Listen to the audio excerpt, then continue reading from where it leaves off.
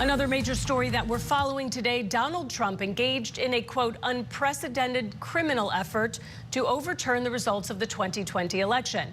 That is just one of findings of special counsel Jack Smith's investigation into the president-elect. The first volume of special counsel Jack Smith's report has been made public. Federal Judge Aileen Cannon clearing the way for its release overnight.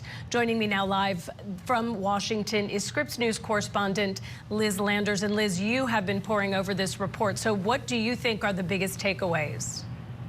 Yeah, Holly, as you mentioned, less than a week before President-elect Trump takes office, special counsel Jack Smith has released a lengthy 184-page report with the findings from his investigation into Trump's efforts to overturn the 2020 election. Trump's legal team had repeatedly requested in filings that this report not be released to the public.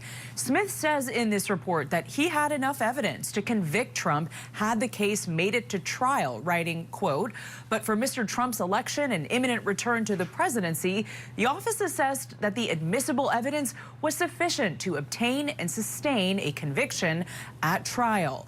Now, these charges were dismissed in November after Trump was reelected, and that is in line with the Justice Department's position that a sitting U.S. president cannot be federally indicted or prosecuted. Trump was initially indicted in August of 2023 on 4 felony charges, including conspiring to obstruct an official proceeding. Smith alleges that then President Trump attempted to pressure both campaign officials and use his federal power to, quote, perpetuate his fraud claims and retain office.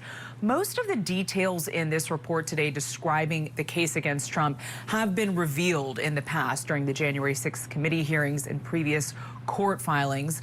Trump responding in the early hours on Tuesday, posting on his Truth Social account that Smith was a, quote, lame brain prosecutor who was unable to get his case tried before the election, which I won in a landslide. The voters have spoken. Now, Smith vigorously defended his work and that of the Department of Justice, calling it, quote, laughable that his decisions as a prosecutor were influenced by politics or the Biden administration.